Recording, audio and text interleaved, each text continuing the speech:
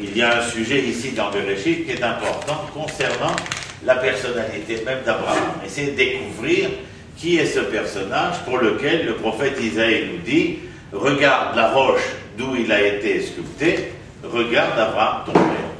Et donc il est important d'essayer de découvrir le personnage, car à travers ses faits et gestes, ses mouvements, ses déplacements, ses réactions, on découvre une personnalité qui est non seulement une personnalité pour elle-même, mais qui est aussi, et peut-être avant tout, puisque choisie par l'Éternel, une espèce de mesure étalon pour le peuple d'Israël.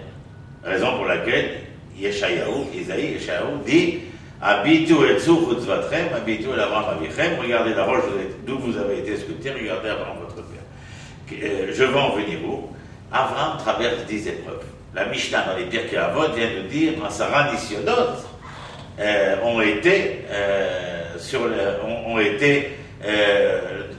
faits et gestes au devant d'Abraham afin que celui-ci puisse se mesurer. En tout cas, l'épreuve voulait que Abraham se mesure à elle, et le but, la finalité de la chose est d'essayer, en tout cas, lorsqu'on se mesure à l'épreuve et qu'on la surpasse, on en ressort grandi. L'exemple le plus probant de l'épreuve qui est la seule à être libellée dans le texte, c'est celle qu'on lira la semaine prochaine, c'est la Akedat Yitzhak, qui elle est véritablement marquée comme épreuve. Qu'est-ce qui est écrit? Vayi achar advarim haele, vaelokim nisa et Abraham. Et après ces événements-là, l'Éternel mit à l'épreuve Abraham. On va en dire un mot dans un instant. Simplement, sachez que c'est véritablement l'épreuve par excellence qui est libellée dans le texte biblique, alors que les 9 autres, pour la plupart, sont sous-entendues, ou bien elles ne sont même pas marquées, mais elles sont, en filigrane du texte. Alors, je vais d'abord vous dire quelles sont ces 10 épreuves. N'ayez pas honte si vous ne les connaissez pas. 99,8% des gens ne les connaissent pas, donc c'est pas difficile. Et pour cela, j'ai pris un midrash qui vient rappeler les 10 épreuves, c'est-à-dire qui détaille les 10 épreuves, s'appelle les Pirkei des Rabbi Eliezer, un midrash qui a été écrit à l'époque post-moyenâgeuse, entre le Moyen-Âge et la Renaissance, et en tout cas qui vient nous, nous faire la liste exhaustive de ces 10 épreuves. La première. Après, je reviens dessus et j'explique quel est le sens de ces épreuves. Car bien entendu, nul n'est à même d'imaginer que l'épreuve envoyée par l'Éternel n'est là que pour être une épreuve sans aucun sens. Il est clair que chaque épreuve a un sens. Première épreuve. Alors, bien sûr, vous allez être étonné parce que, à la limite, personne n'a jamais entendu parler de ces 10 épreuves, alors que la Mishnah l'annonce comme un véritable étendard, les 10 épreuves qu'a traversé Abraham. En général, comme je l'ai dit, on connaît que la Kedat. Première épreuve. Et la Brit Mila. Oui, la Brit Mila, mais elle n'est pas inscrite comme épreuve. C'est un ordre. Elle est considérée comme une épreuve pour Abraham, mais elle n'est pas libellée comme épreuve. J'ai dit certaines sont une seule est signifiée comme épreuve, d'autres sont inscrites, mais d'autres ne sont même pas révélées, elles sont en filigrane du texte, elles sont sous-entendues, elles sont là de manière insidieuse, et c'est à nous de découvrir. Exemple, celle que je vais vous dire maintenant. Les seigneurs et les magiciens de Mésopotamie, de la Chaldée, avaient décidé de prélever comme une offrande les premiers-nés des enfants nés, prendre des enfants mâles, premiers-nés, si jamais il n'y avait pas de premier-né mâle, on prenait le premier garçon, etc. De prélever ces enfants pour le service ou royal, ou des sacrifices, ou je ne sais quoi d'autre. Bref, le fait est que l'on vient nous raconter que la première épreuve d'Abraham a été de se retrouver enterré dans une grotte ou dans une fosse ou dans une cave, peu importe. Le fait est, c'est que les 13 premières années de la vie d'Abraham se sont déroulés dans l'obscurité la plus totale. Son père l'a caché des mains de gens qu'il connaissait, puisque lui-même était non seulement patron de magasin d'idoles, à l'époque, je vous avais dit, c'était un des premiers professeurs de théologie, mais il a ses entrées à la cour, comme on le verra plus tard. En tout cas, pendant 13 ans, Abraham est enfermé dans l'obscurité. Je reviens dessus dans un instant. La deuxième épreuve, eh bien, c'est lorsque Abraham va être emprisonné pendant 10 ans. 3 ans à Kouti, 10 ans à Bourdi. C'est la première fois que j'entends ces mots-là, mais pourtant ça c'est écrit 3 ans à Kouti et 10 ans à Bourdi. Je passe troisième épreuve. Troisième épreuve, la paracha qu'on vient de lire, Lech Lecha, mets-toi en marche, quitte le pays, la maison, le machin, etc. Mets-toi en marche, troisième épreuve. Tout le monde a entendu parler de cet événement-là, mais c'est une véritable épreuve, on en parle dans un instant aussi. Voilà. À Nisayon Arevi, c'est après qu'il soit arrivé en terre de Canaan, la famine qui sévit et qui va l'obliger à... On va revenir dessus, point de suspension. On essaye de déceler quelles sont les 10 épreuves pour l'instant. La cinquième épreuve, c'est de prendre Sarah et le fait qu'elle va se retrouver dans les bras de Pharaon. Cinquième épreuve. La sixième épreuve, c'est lorsqu'il revient avec Lot et que Lot se sépare de lui et que Lot est enlevé, la guerre contre les 4 rois. Il a fait mieux. Septième épreuve, c'est le fait que Abraham va être endormi par l'Éternel, où il va lui révéler un certain nombre de choses, et ensuite, lui, après, lorsqu'il se réveille de cette vision-là, malgré ce qu'il va y voir, Dieu lui demande d'accepter l'alliance qu'il va faire avec lui. Pourquoi? Comment? On y revient tout de suite.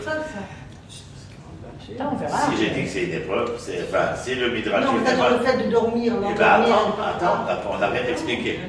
Et le Nisayon Hashmini, la 8e épreuve, c'est la Mila.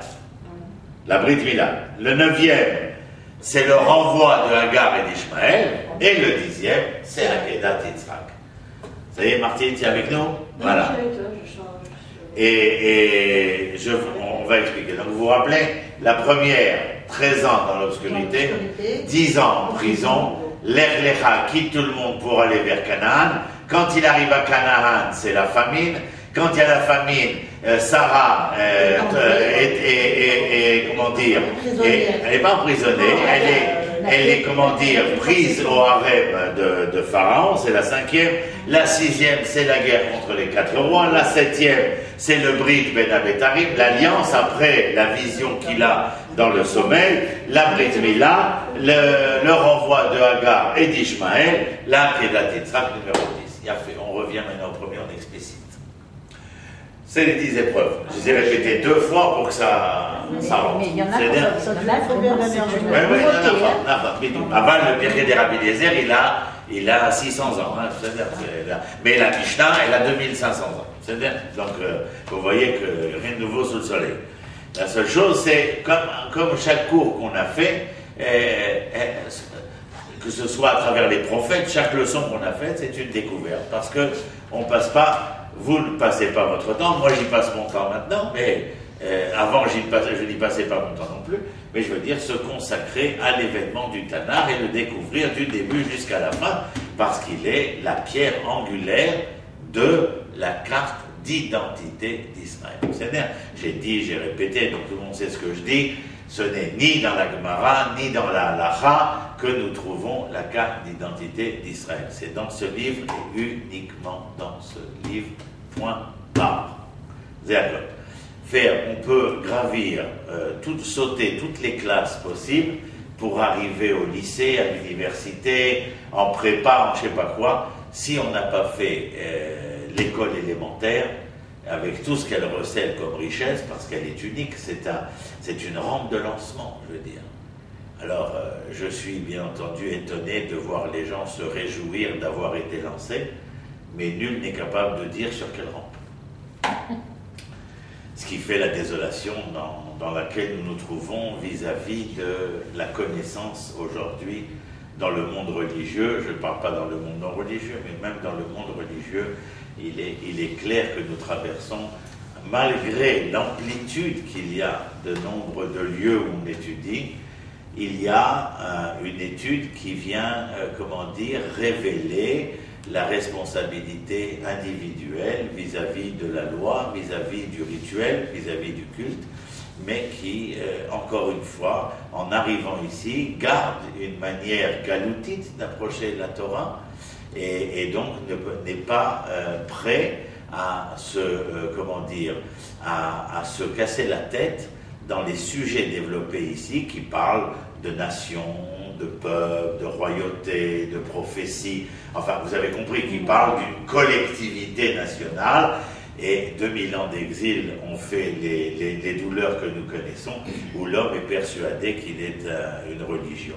Voilà, c'est ça la grande douleur d'ailleurs que nous souffrons en ce moment, c'est justement que nous sommes absolument incapables de comprendre que ce que nous avons lu Shabbat, c'est pas il y a 50 ans, Shabbat matin, nous avons lu que Dieu choisit Abraham, il fait l'alliance, etc. Et il lui dit, mais par toi, l'humanité sera, rédemptée, sera bénie.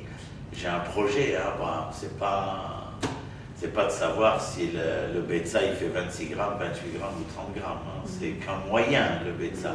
Le loulav, la matzah, le chauffard, c'est un des moyens, Abraham. Attention, ne va pas transformer les moyens en finalité, en but. Attention, ce sont des moyens. La loi est un moyen afin de gravir les échelons de ce que Israël doit être, etc.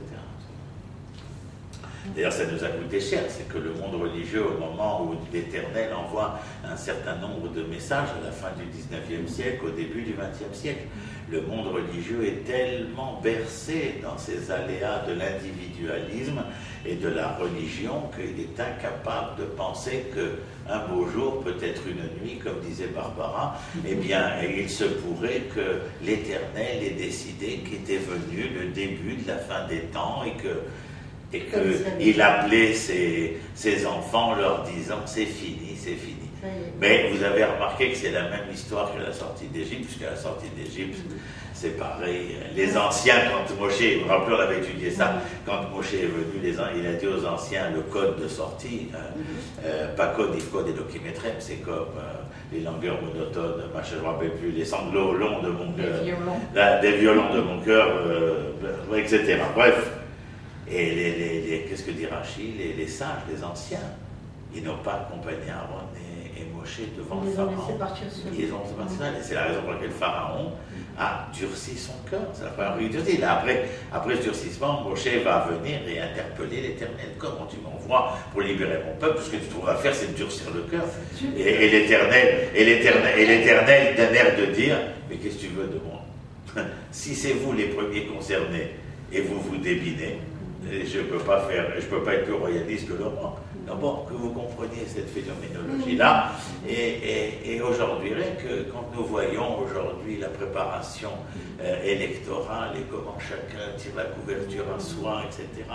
Alors, bien sûr, nous vivons un événement particulier, important, essentiel. Mais je veux dire, regardez combien c'est difficile pour nous.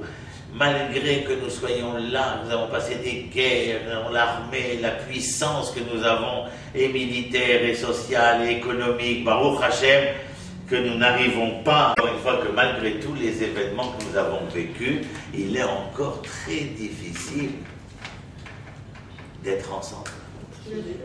Et regardez, même dans le monde religieux. C'est-à-dire, moi je demande, la vérité, moi, je me demande à moi, pour ce que j'ai sur la tête, pour ce que j'affirme être, une responsabilité particulière. Mais je ne peux pas demander à mon voisin qui, lui, ne veut pas, dit je ne veux pas. Donc, je ne peux pas lui demander d'être responsable comme moi. Donc, si je décide d'adopter une certaine attitude, un certain comportement, j'ai une responsabilité plus importante. En plus, quand tu es enseignant, etc., tu as une responsabilité collective. Et regardez combien c'est difficile, même dans ce monde-là, qui devrait être en premier lieu conscient des nécessités de cette réunion, de cette union. Et combien c'est difficile. Mais encore une fois, c'est parce que nous sommes imbibés jusqu'au très fond de notre être de cet individualisme-là. Ouais, les 10 épreuves. Donc la première épreuve, c'est que les magiciens et les seigneurs veulent kidnapper les enfants mâles. Terach cache Abraham pendant 13 ans. Ce qui m'intéresse à moi, c'est de savoir qu'est-ce qu'on veut venir me dire quand on me dit qu'Abraham, de sa naissance à l'âge de 13 ans, il a été dans l'obscurité des jours et de la nuit. C'est-à-dire, il y a la nuit, mais il y a aussi l'obscurité de la nuit. On va simplement essayer de comprendre. Pendant 13 ans, il a été dans les obscurités de la nuit. Et dans ces obscurités-là, Abraham a essayé de trouver un interlocuteur pour ne pas perdre la raison. Et lorsque cet homme cet enfant qui a été pendant 13 ans dans les obscurités les plus obscures des nuits de la Chaldée, de la Mésopotamie d'antan, il trouve un interlocuteur. C'est là qu'il découvre l'Éternel. Mais s'il découvre l'Éternel, c'est parce qu'avant d'avoir découvert l'interlocuteur que peut être l'Éternel, il est d'abord face à lui, parce que dans l'obscurité, dans la nuit dans laquelle il se trouve, il n'a personne vers qui se tourner, si ce n'est lui-même. Et c'est dans cette rencontre avec lui-même, que dans cet échange, dans ce dialogue-là, et qu'il y a une possible rencontre avec un autre interlocuteur beaucoup plus transcendant. Mais ce que nous apprenons de cette obscurité, de l'épreuve de l'homme, ici, dans le prototype Abraham, bien entendu, c'est que les hommes pourront être pendant des années, pendant des siècles, pendant des mois, peu importe, on va se retrouver dans cette situation de la nuit de leur histoire.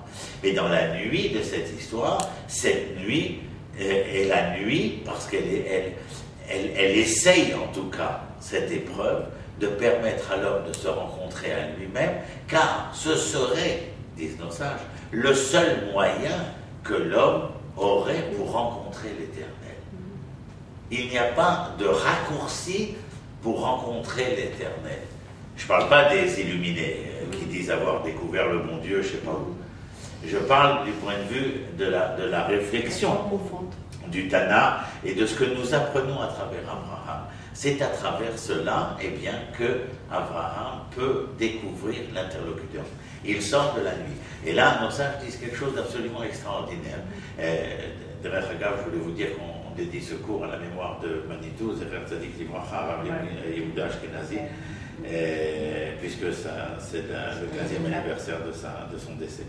Et donc, il est question ici de venir faire valoir que non seulement Abraham vit cela, mais qu'à travers ce que vit Abraham, c'est un message pour moi et pour tous ceux qui sont entre Abraham jusqu'à moi, mais en cela, je dois comprendre que tout celui qui se retrouvera dans les nuits obscures, il est très possible qu'il ressorte de ces nuits détruit. C'est-à-dire, il est très possible qu'on ressorte de ces nuits où la nuit a réussi à m'obscurcir et à obscurcir la possibilité de voir dans demain quelque chose.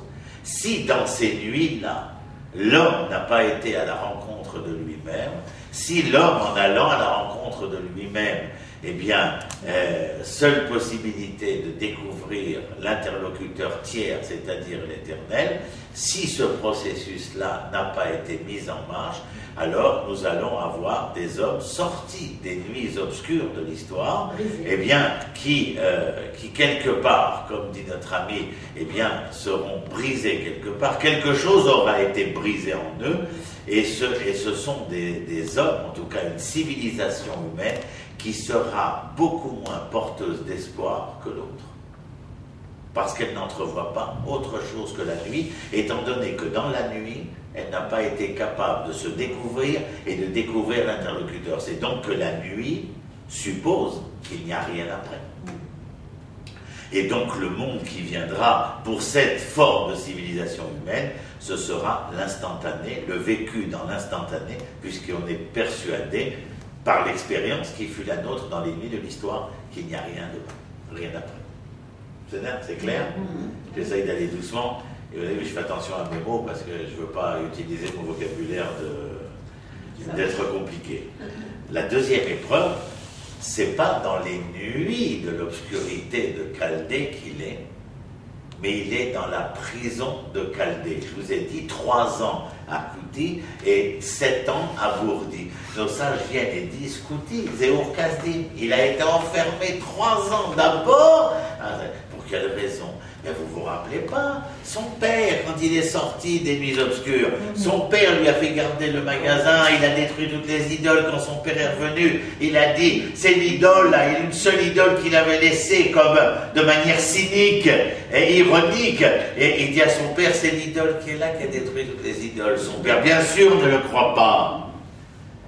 Et quand il se retrouve devant le tribunal de Nimrod, où il est emmené Abraham, il est condamné.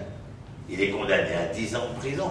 Pire qu'à 10 ans de prison, c'est qu'au bout de ces 10 ans de prison, il sera condamné à mort, puisqu'il sera jeté, dans la fournaise. Mais pour l'instant, il est emprisonné à Kouti, c'est-à-dire, ça je dis, c'est Ur-Kasdim. Ur-Kasdim, on l'avait vu ensemble. Ur, c'est la fournaise, c'est la lumière aussi, et Kasdim, c'est la magie. Lorsqu'il était pendant 13 ans dans les obscurités que nous avons décrites, nous avons vu le personnage réagir et s'engager vers une reconstruction. Ici, lorsqu'il sort, étant donné qu'il a élaboré, réalisé cette construction, il ne va certainement pas supporter le mensonge et la félonie de l'idolâtrie. Et qu'est-ce qu'il fait? Il détruit les idoles. Et on va le mettre en prison, et je veux que vous entendiez pourquoi, les 3 premières années à Ur-Kasdim. Là, il est reclus à Ur-Kasdim. Il est reclus, plus qu'il n'est reclus, il a fait en sorte d'être reclus, car il ne voulait pas participer à l'événement mésopotamien qui voulait faire croire aux hommes que les vessies étaient des lanternes. Parce que les hommes avaient décidé qu'il fallait une société qui soit capable de faire passer des vessies pour des lanternes en provoquant une énorme lumière, un énorme écran, quelque chose qui vient vous aveugler par la fête, par la lumière, par l'écran derrière lequel on se cache aujourd'hui, etc. Et lui, Abraham, se refuse à cette lumière-là, car il dit, et écoutez bien ce qu'il peut dire, je me mets à sa place, je fais jouer le personnage, je me refuse à toutes ces lumières qui m'aveuglent, et qui en voulant m'aveugler savent très bien pourquoi elles veulent m'aveugler. Mais ce que j'ai subi pendant 13 ans m'a donné la force de refuser non seulement la nuit obscure, mais le trop-plein de lumière. Car dans l'un et l'autre des cas, on voulait m'empêcher de pouvoir me rencontrer. Et si je demande à être reclus à Kouti pendant 3 ans, c'est d'abord et avant tout pour échapper à cette lumière, mais me permettre à moi de continuer d'appuyer sur les interrupteurs de ma vie et d'allumer ma propre lumière. Ça vous va? C'est bien. Et regardez, vous avez 2 prototypes ici d'événements, celui où il est complètement dans la nuit et celui où il est dans un jour trop illuminé. Mais regardez, je veux dire que nous avons, sachez que nous avons traversé les nuits de l'histoire. Je ne dévoile rien en vous disant cela, d'accord? Mais que nous sommes dans la lumière. Mais regardez aujourd'hui, il y a nombre d'auteurs qui parlent de la festivité intempestive. C'est tout le temps la fête. Vous allumez la télé, ils sont toujours en train de rigoler, les jeux, l'espérance des lumières à venir, les lumières de la scène. On est continuellement dans les lumières. Et alors aujourd'hui, on a iPad, iPhone, iPod, et on a des écrans qui sont lumineux. Hein, vous avez remarqué, même dans la nuit, ils nous illuminent.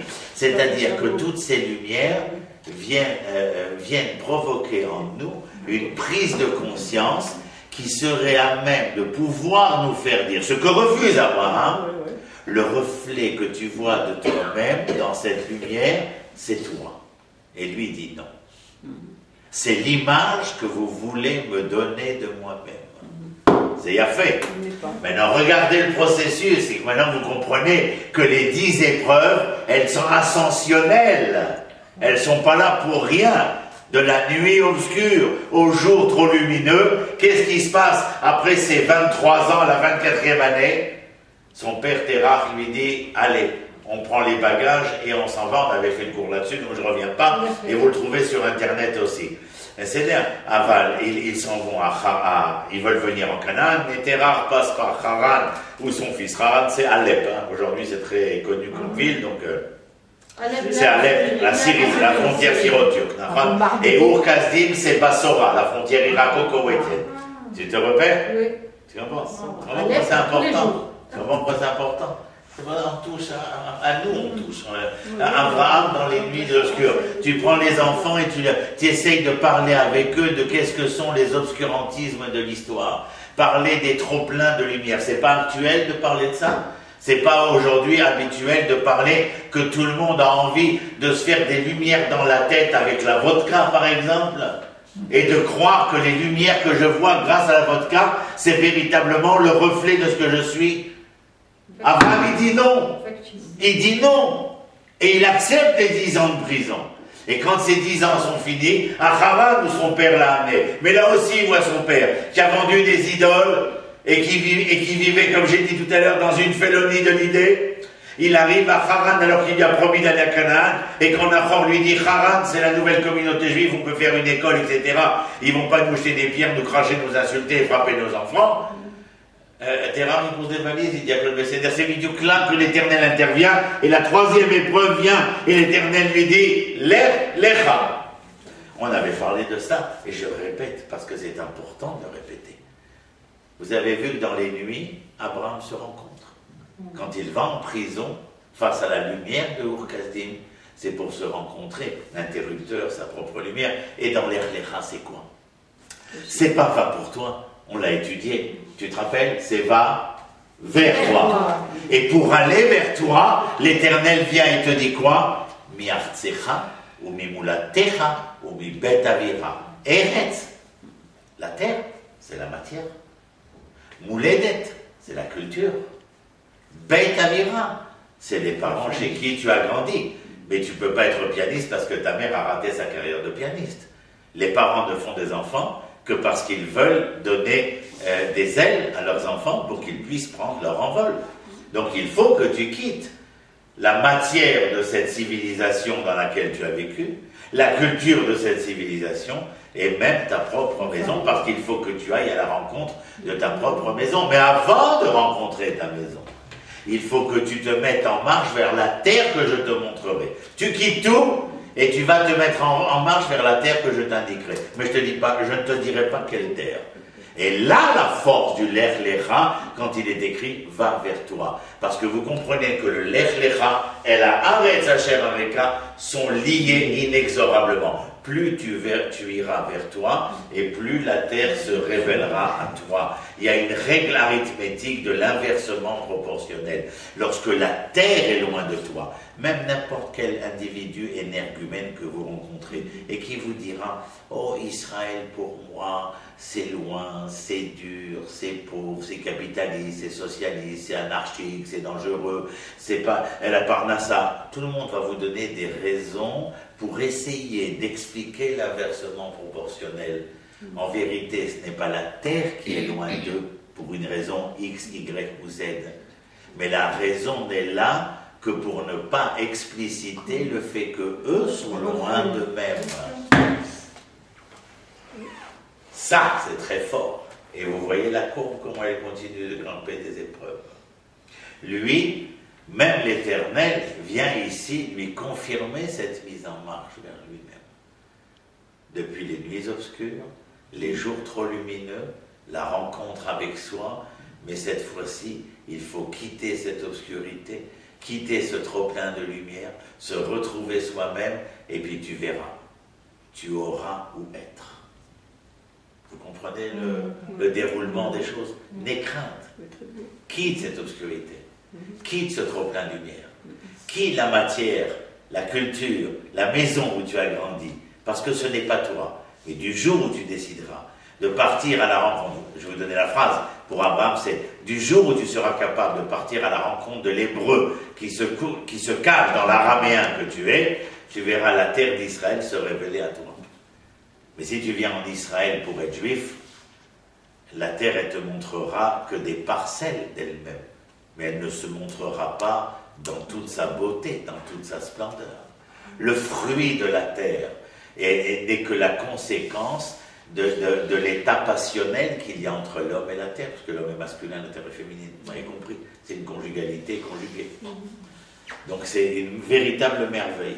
La quatrième épreuve à ce moment-là, j'avance, c'est que quand il arrive ici, et que la terre est découverte, Pachout, il arrive vers Escana, il arrive là où j'habite d'ailleurs, Elon et Mamre. Il arrive à Elon Moré, à Bethel, il rencontre Melchizedek, le roi de Chalem, et ensuite il arrive à Elon et Mamre, plus tard il ira à Beersheba. Voilà, Elon et Mamre, ce qu'on a vu sur le Shabbat, c'est le Brit Ben Abetarim, je te promets de devenir une grande nation, la terre sur laquelle tes pieds reposent te sera donnée en héritage. C'est là la rencontre entre l'homme national et la terre nationale, le terroir national. Il a fait, et à ce moment-là, une fois qu'il est arrivé, moi, la vérité, je me suis toujours dit, ça y est, tranquille, il a passé de longues années avant d'arriver à trouver le contenant de l'homme qu'il est. Et là, à ce moment-là, Rahav, la famine. Il n'y a pas de quoi sustenter son homme. Sustenter, c'est nourrir son homme. Oui, même. Tout dit le reste. Excusez-moi, je préfère. On va faire un sondage. Qui c'est qui n'est pas dit? Non, ici. Ah, ici. Bon, d'accord, c'est pas grave, laissez tomber. Sustenter. De quoi? De la signification. Oui. Allez, on continue. Donc, le Rahav. Maintenant, il y a marqué, pas Rahav, une famine, il y a marqué Rahav Kaved, une disette lourde, c'est-à-dire où physiquement elle est très difficile à supporter. Et face à cette famine-là, eh bien, Abraham va devoir décider, c'est une épreuve, qu'est-ce que je fais face à, le mot il me partit en français, donc il faut que je trouve un autre, face à la difficulté, face à un événement soudain qui survient, que dois-je faire? C'est une épreuve. Mais même dans cette épreuve-là, il faut que l'homme puisse décider de la meilleure des manières possibles. En tout cas, l'épreuve du Rahav est ici la quatrième épreuve. La cinquième, c'est que, conséquent de cette épreuve du Rahav, en vérité, c'est une... Est-ce qu'on sait que si le roi a approuvé finalement cette décision de partir, parmi les commentaires qui ont été faits, non? La décision d'Abraham, oui, on va le voir, bien sûr. Elle n'est pas approuvée pour Yitzhak. Voilà. Non, ça, elle est approuvée a posteriori pour Yaakov, mais a priori pour Abraham. Ah, d'accord. Maintenant, ce Rahav fait en sorte qu'arrivé sur la terre, qu'est-ce que tu te dis? Tu te dis que si je suis arrivé là, il faut que cette terre puisse me nourrir. Maintenant, le Midrash vient et nous dit que ce Rahav, c'est-à-dire cette difficulté matérielle à se mesurer à la terre d'Israël, eh bien, est aussi une manière de mettre, comme on l'a dit, à l'épreuve Abraham, et sa décision sera celle de partir à la rencontre des Égyptiens. Pourquoi? On va le voir dans un instant. Mais à savoir qu'en aucun cas, puisque nous connaissons l'histoire a posteriori, en aucun cas, le fait qu'il y ait eu la famine ne va engager Abraham à annoncer que le projet est définitivement caduc. Mais il va en Égypte pour se sustenter, mais en tout état de cause, il y va. Et c'est la cinquième épreuve. Et dans cette cinquième épreuve où il va à la rencontre de Pharaon, oui, je vais le dire maintenant. Il crée une nouvelle épreuve finalement. Oui, attends, mais je voulais savoir si je vous avais tout dit.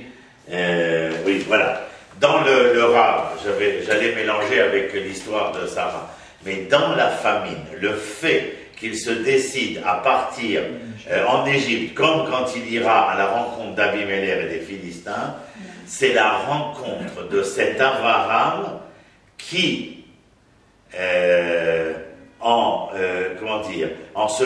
rencontrant d'autres civilisations, comme cette civilisation primordiale qui était l'Égypte, va comprendre quel est le rôle qu'il a à jouer au sein de cette humanité. C'est-à-dire, entendez-moi bien, que le fait qu'il y ait famine, c'est pour dire que, on parle encore une fois du prototype Abraham, hein, bien entendu. C'est-à-dire qu'il ne faut pas voir, il ne faut pas que vous ayez un regard particulier sur Abraham, mais un regard vis-à-vis de ce qu'il représente, c'est-à-dire le prototype. C'est l'être, l'identité d'ensemble, l'identité d'Israël qui est en gestation chez Abraham que nous analysons ici. Tout ce qui traverse, ce n'est pas pour lui, mais c'est à travers lui. Ça, c'est important. C'est-à-dire qu'il faut faire très attention. Et donc, lorsqu'il va à la famine, c'est d'une certaine manière dire que le chemin que j'ai suivi aurait dû m'amener sur cette terre et me nourrir. Mais ton rôle, ce n'est pas, ne se concentre pas autour de ta propre personne. Tu n'es que le moyen du projet de l'Éternel, auquel tu t'es affilié, auquel tu as prêté allégeance, et en conséquence, l'événement d'Abraham ici, lorsqu'il va rencontrer Pharaon, lorsqu'il va rencontrer Abimelech, alors qu'on se serait attendu qu'une fois arrivé en Eretz Israël, il trouve la nourriture et qu'il puisse construire cette maison pour lequel il avait traversé énormément de vicissitudes, en tout état de cause, non. Eh bien, c'est la pointa, le point important, hein, le point cardinal ici, il est que le choix que j'ai fait de toi, donc j'ouvre la phrase, le choix que j'ai fait de vous n'est pas afin que vous vous suffisiez de votre réussite, mais votre réussite ne doit être que le moyen de faire réussir mon projet humain. C'est ça qui est important. Et dans ce cadre-là, vous devez comprendre le Rahav qui le met à l'extérieur de Canaan, dans le sens où, oui, il y aurait pu ne pas avoir de famine, mais si famine il y a, mais surtout que cette famine t'emmène à la rencontre, non pas d'un exil, d'un simple exil, mais elle t'emmène à la rencontre des grands de ce monde, c'est pour que tu comprennes ce que nous avons expliqué. En tout cas, que tu fasses, que tu entendes par toi-même, et que tes enfants à venir puissent entendre, en tout cas, ce que cela veut dire que cette famille, la permission qu'il t'ait donnée de rencontrer les autres pour mieux faire comprendre à ta descendance que le projet n'est un projet final que lorsqu'Israël aura eu la capacité de devenir celui qui est capable de rédempter l'humanité dans sa dimension morale et éthique. C'est-à-dire, dimension morale et éthique, ça veut dire reconnaître que nous sommes les créatures d'un créateur. Et en conséquence de quoi, la responsabilité qui m'est dévolue est différente que celle qui viendrait dire que je suis l'enfant de rien, de nulle part, sans aucune responsabilité antérieure. C'est-à-dire, dans tout état de cause. Maintenant, l'autre épreuve, comme je l'ai dit, la numéro 5, c'est l'Ekichat Sarah, les Beit Paro. Abraham arrive et il dit, ah oui, ça il faut que je vous le prépare, c'est là. Et il arrive, il est dans le désert du Sinaï, il n'est pas arrivé en Égypte encore, vous connaissez l'histoire, et il dit à Sarah, tu vas annoncer que tu es ma sœur. Très bien. Je passe, parce que sinon on va y passer toute la nuit, mais la réponse est que Sarah arrive devant Pharaon, et que devant Pharaon, Abraham et elle, lorsqu'il découvrira le poteau rose, la réponse d'Abraham et de Sarah est de dire, votre majesté, vous avez l'habitude de prendre vos sœurs pour les rendre vos femmes, nous prenons des femmes pour les rendre nos sœurs. Nous représentons deux civilisations différentielles. Et je voulais vous dire, votre majesté, qu'il n'est pas possible que la civilisation humaine se comporte de cette façon, car en se comportant dans cette immoralité-là, elle sera incapable de rencontrer tout le bon, tout le bien et tout le beau qui réside dans la créature créée, et elle ne fera que découvrir les propres serpents de son histoire. Et elle ne fera que ramper sur les sables d'une terre qu'elle aura mise terre à terre. Maintenant, écoutez un personnage. Vous ne vous attendriez pas à l'entendre parler de cette manière. Donc, pris le plaisir de l'écrire. Ce monsieur a écrit en 1884, il est un personnage éminemment connu dans le monde. Il est d'origine juive. Un de ses amis était un homme amoureux du Tanakh, et certainement qu'ils ont dû en discuter, sinon on ne comprendrait pas ce que ce monsieur a écrit. Je vous lis ce qu'il a écrit, ensuite je vous dirai pour le suspense qui c'est. Mais écoutez, parce que je ne veux pas que vos cerveaux fassent des composites immédiats en sachant qui a écrit. Je veux que vous écoutiez ce qui a été écrit, et vous allez entendre la rencontre entre Sarah Abraham et Pharaon, c'est-à-dire entre les Hébreux et la civilisation égyptienne, qui est la civilisation par excellence de l'époque. Écoutez. Le rapport naturel et nécessaire de l'homme à l'homme se fonde sur le rapport naturel et nécessaire de l'homme à la femme. Une civilisation peut être jugée à la place qu'elle donne à la femme dans son face-à-face avec l'homme. Elle constitue le cœur du processus qui s'ébauche, la condition de l'histoire, ou si vous préférez, la condition sine qua non de cette histoire. Le rapport naturel et nécessaire de l'homme à l'homme se fonde sur le rapport naturel et nécessaire de l'homme à la femme. Une civilisation peut être jugée à la place qu'elle donne à la femme dans son face-à-face avec l'homme. Nous sommes en 1884. Le monsieur qui écrit cela s'appelle Karl Marx. Non, Karl Marx, le père du capital, c'est-à-dire du communisme naissant. En tout état de cause, vous comprenez pourquoi je ne vous donne pas le nom. Mais essayez d'entendre ce qui est dit. Son professeur, son ami, c'était Feuerbach, qui était un homme féru de Tanakh.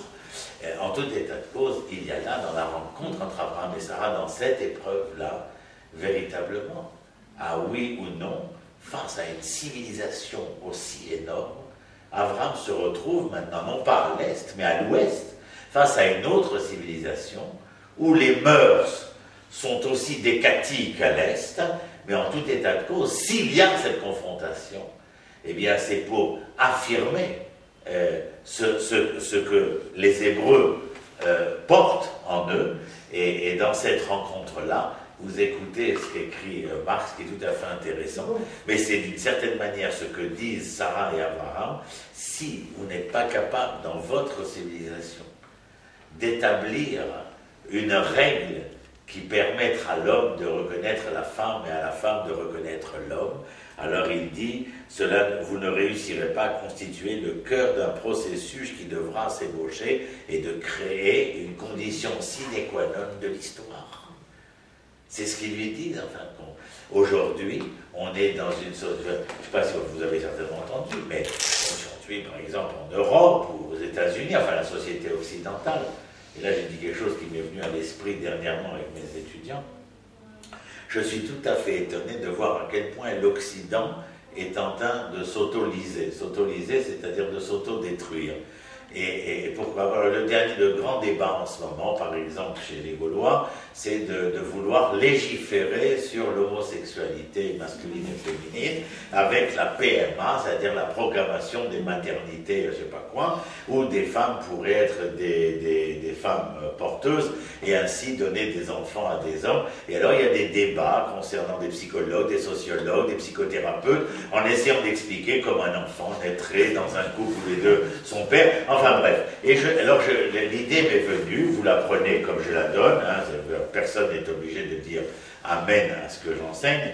J'ai dit que celui qui a été dénommé par ce que nous avons étudié dans la paracha de l'Éclaira, celui qui a été dénommé comme celui qui par son nom était à l'écoute de l'Éternel, la bracha qu'a donné l'Éternel à cet homme-là, en rassurant Abraham sur le devenir de son enfant, et qu'il se deviendra une grande nation et qu'il s'éparpillera à la surface du globe, je me dis que c'est quand même intéressant de voir l'invasion de l'islam sur l'Occident au moment où l'Occident est en train de se perdre lui-même dans ses valeurs et dans ses normes.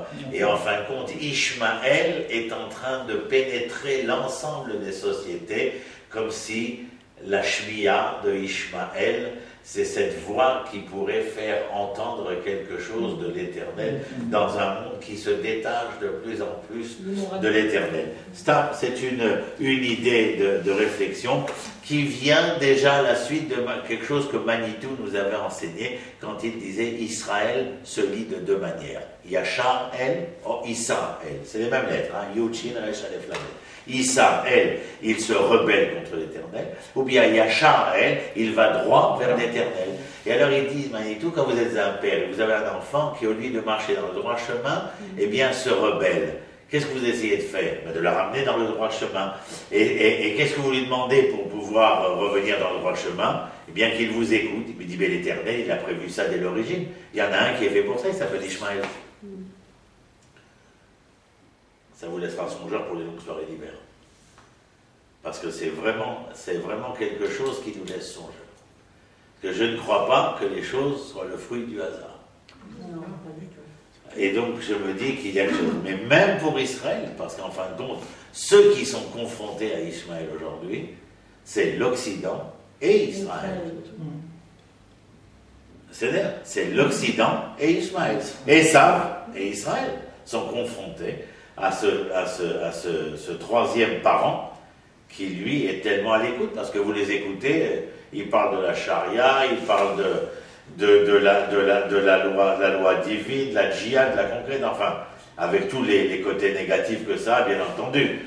Mais je dis que le phénomène est intéressant. Comment se fait-il que maintenant, à cette époque-là, au moment où Israël refait partie du concert des nations de l'histoire, justement, il se passe ce qui se passe? Comment ça se fait? Voilà, c'était une réflexion personnelle. Sixième épreuve, c'est Milchemet Arba Melachim. Lorsqu'on parle de la sixième épreuve, les Arba Melachim, Lot, en revenant d'Égypte, décide de ne pas continuer à faire chemin avec Abraham. Bien que, après la faute du premier homme, Caïn, le premier homme c'est Caïn, c'est pas Adam. Le premier homme c'est Caïn, parce qu'il est né d'une gestation fétale. C'est donc le premier homme dans toute l'acceptation du terme humain. Adam, c'est une autre création. En tout état de cause, dans le premier homme, Caïn et Abel, on a assisté, vous trouverez le mois prochain dans Israël Magazine l'article sur la fraternité assassinée, mais il y a sur YouTube, il y a déjà le cours de la fraternité assassinée donné à Ashkelon, où vous pouvez retrouver cela. Donc je dis juste un mot. Le fratricide du début de l'histoire de Bereshit, c'est que l'histoire commence d'abord parce que le premier couple a perdu le paradis, et que le premier couple humain, des frères, a terminé, a clôturé sa rencontre par un fratricide, par un meurtre. C'est donc que nous avons perdu le paradis, mais même la possibilité de retrouver le paradis perdu a été gâchée par le fratricide, quand Caïn a tué Abel. La première fois qu'on réentend le mot de Ach, le frère, c'est entre Abraham et Lot. Mais Abraham fait des efforts pour faire valoir cette fraternité vis-à-vis de Lot, mais Lot ne sait pas. Et il se sépare de Abraham, tant et plus que, je vous rappelle qu'il va vers ce que nous connaissons nous comme la mer morte, mais à l'époque c'était Gan comme Mitzrayim, un jardin comme en Égypte, donc tout était vert à cette époque-là, dans la vallée de la mer morte. C'est-à-dire, ça ne s'appelait pas la mer morte, bien entendu. Et en tout état de cause, il se sépare, et Lot va rencontrer une autre forme de société, celle de Sodome et de Gomorrhe. Cette société va éveiller des envies, etc. Et en tout état de cause, les rois telés, vont faire alliance pour faire prendre les richesses de Sodome et de Gomorrhe. Et là, Lot est enlevé. et fait prisonnier. Eh bien, sachez qu'à partir du moment où Abraham reçoit l'information que Lot a été fait prisonnier, il réagit avec ses 318 fidèles et qu'il part en guerre. C'est-à-dire que même là, dans l'épreuve d'Abraham, c'est de lui dire, tu as déclaré Lot Achi, de dire Achim anachnu, tu as dit. Comme ça c'est écrit, Achim anachnu, nous sommes des frères. Mais écoute-moi, on est dans une problématique tellement importante vis-à-vis de ce qui a été gâché à l'époque de Caïn et d'Abel, qu'il ne nous suffit pas des déclarations. Et l'épreuve, c'est de se partir en guerre, c'est de se mettre en marche. Et d'aller à la rencontre de cette épreuve pour libérer Lot, etc. Mais en vérité, bien au-delà de la libération, il y a cette fraternité qui va être, comment dire, réhabilitée. Ça, c'est important. Ça va, vous suivez le Debseder? Il a fait le mot. Ensuite, il y a Nissan Hashvi. Alors, la 7e épreuve, il a endormi. Mais endormi pourquoi? Si je lui avais dit ce que j'avais à lui dire, éveillé, il n'est pas certain qu'il aurait pu, malgré tout ce qu'il a traversé jusqu'à maintenant, il n'aurait pas supporté. Tu sais pourquoi? Parce que ça ne le concernait plus à lui personnellement. Mais que quand je l'ai endormi, sous anesthésie, je lui ai révélé l'histoire, l'histoire dont lui allait être le géniteur d'une nation qui allait devoir traverser les méandres difficiles, obscurs, dramatiques, tragiques d'une histoire. Et c'est à partir de là qu'il s'appelle Abraham. La Brit Mila. La Brit Mila, il s'appelle Abraham. C'est-à-dire, et là, il dit, j'ai endormi Abraham pour lui dire. Mais l'épreuve, c'est laquelle? C'est pas quand il est endormi qu'il y a l'épreuve.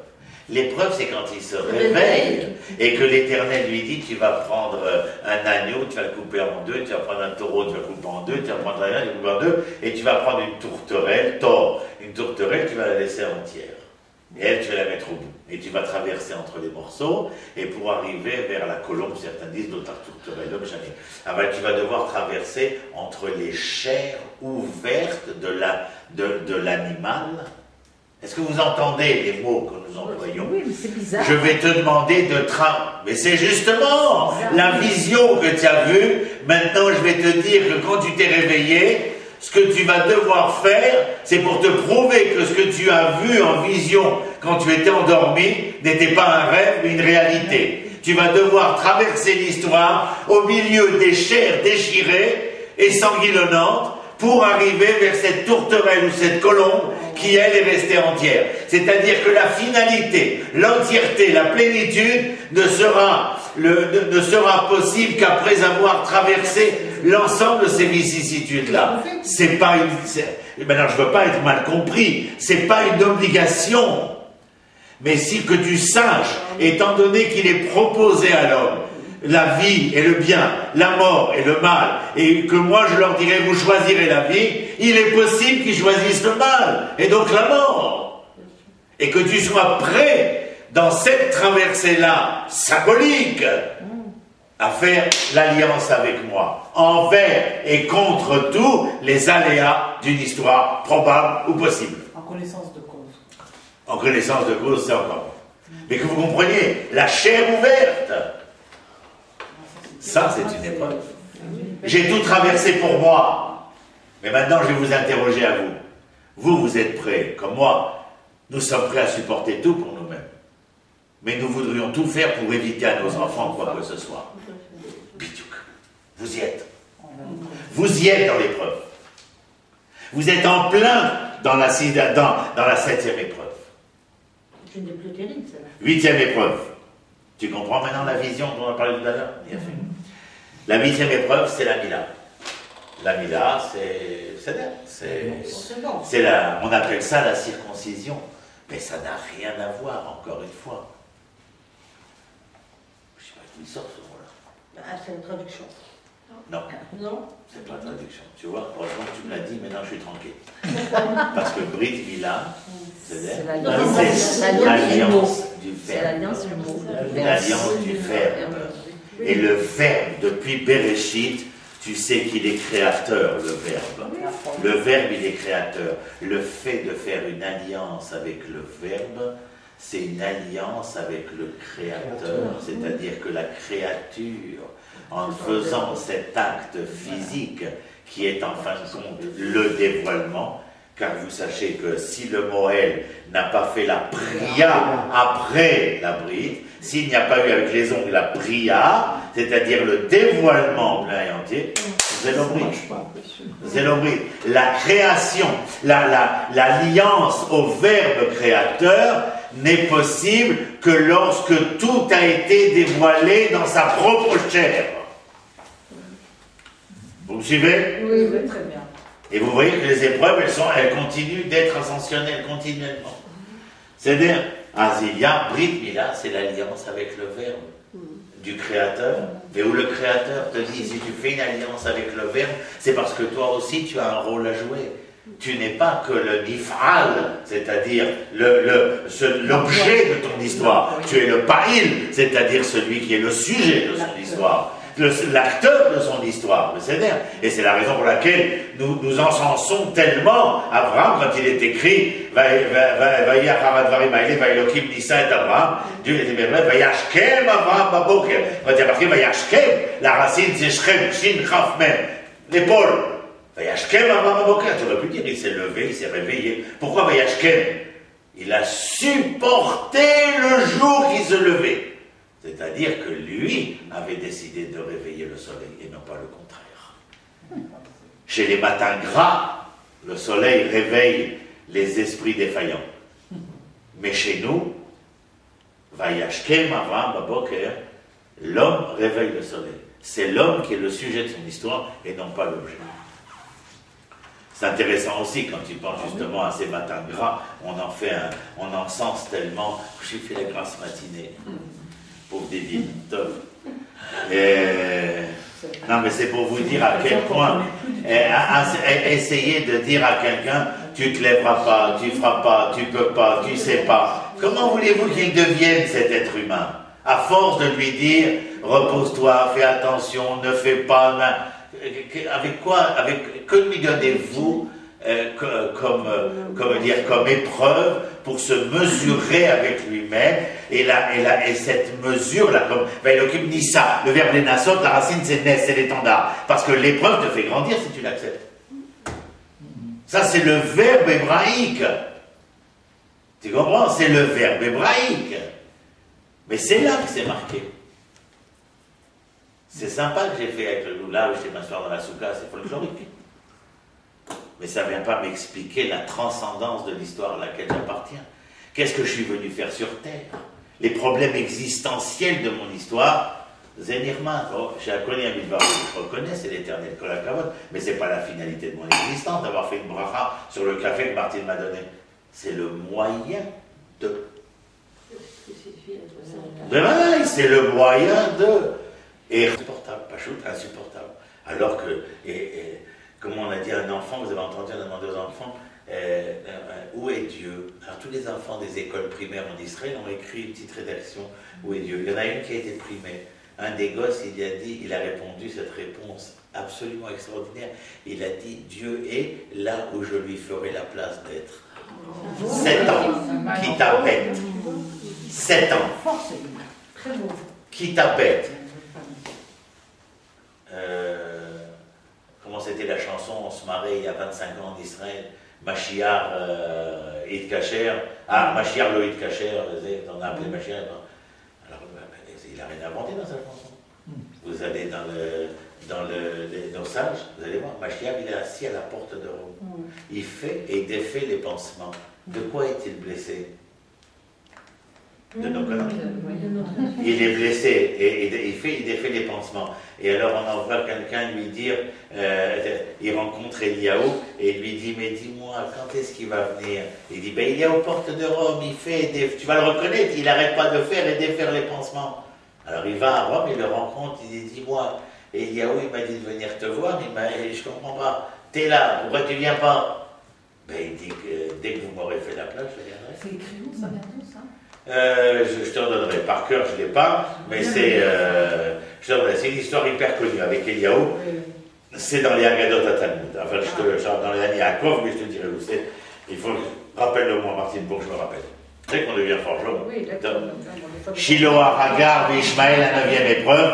L'Éternel, il est Abraham, alors que Dieu est en train de lui annoncer tout ce qu'il va faire pour ce peuple, c'est-à-dire dans le sens où Yitzhak Karezarera, par Yitzhak ta descendance sera appelée, et Sarah vient le voir et lui dit renvoie Hagar et Ishmaël, je ne supporte pas. Une véritable épreuve. Parce que dans la Kedat Yitzhak, lorsque Dieu lui dit Kar et bincha et yechidecha asher avavta, Kar et Yitzhak, Kar et bincha. Ben, il dit lequel? On l'avait étudié. Et Yechidecha, il dit les deux, ils sont uniques à leur mère. Asher avavta, je les aime tous les deux. Et là, Dieu lui dit Yitzhak. Mais alors que Dieu est en train de lui dire tout ce qui va, la terre, le peuple, machin, Abraham, il a une chose dans la vie, dis-moi, Ishmaël, qu'est-ce qui se passe avec lui? Je suis en train de te raconter que je vais te donner tous les trésors de la terre. Tu viens me parler maintenant d'Ishmaël, ok? Ani Rotze la date, Maïe Ishmaël. Oui, c'est à cause de ça qu'on souffre. Je sais pas, mais bon, c'est une autre histoire. En tout cas, c'est une véritable épreuve pour nous de comprendre par qui passe le sens de notre histoire. Ça, c'est notre épreuve. Ils ont raison dans ce cas-là. Si Abraham n'était pas sûr que la chaîne lui parlait bien d'Israël, quand eux ils se disent que la Kéda, c'est pas la Kéda d'Israël, mais la Kéda d'Ishmaël, ils ont quelque part raison. Parce qu'au départ, jusqu'à que Dieu nous dise Ishmaël, eux, ils ont peut-être raison, mais nous n'y croyons pas, parce que notre foi n'est pas. C'est ce que je veux dire. C'est qu'eux, ils te disent, les Hébreux mentent, c'est Ishmaël qui a été sacrifié. C'est que jusqu'à un certain moment, jusqu'à que Dieu dise le nom, qui était le fils qu'on attendait en sacrifice, et ils te disent, bon, bah c'est nous. Et avant Ishmaël, il croyait que c'était Eliezer, il croyait que c'était Eliezer qui allait être son descendant.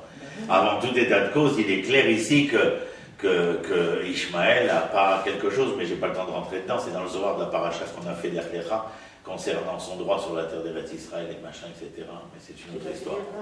Donc, en tout cas, sachez une chose, c'est que Ishmaël, plus qu'Esav, est conscient de qui est Israël et qu'il n'accepte d'être Ishmaël dans le rôle qui lui a été dévolu que quand Israël est capable de faire valoir qu'il est Israël.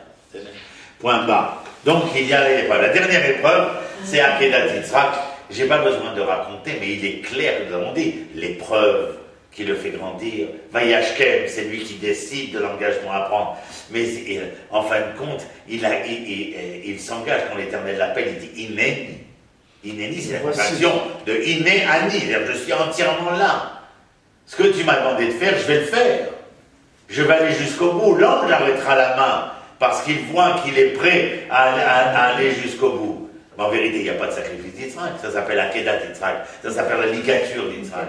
Yitzhak a voulu être ligaturé sur l'autel pour montrer à quel point il était lui aussi prêt au sacrifice. Même quand il monte, il y a marqué Va'il Chouchneem Yardav. Et Yitzhak il demande à son père, et il est où l'animal du sacrifice? Et son père il dit l'animal du sacrifice c'est toi. Et qu'est-ce qui est écrit quand il lui répond c'est toi? Il lui dit Va'il Chouchneem Yardav. Et ils s'allèrent tous deux ensemble. Et quand il laisse Eliezer et Ishmaël au pied de la montagne, il leur dit Ve'atem shvu bo im hachamor. C'est-à-dire, restez assis à Eklan, mais nos âges disent pas Eklan avec le chomer, avec la matière. Parce que là où je vais, la lumière est tellement importante. Pourquoi la lumière est tellement importante dans cette Akedat Yitzhak?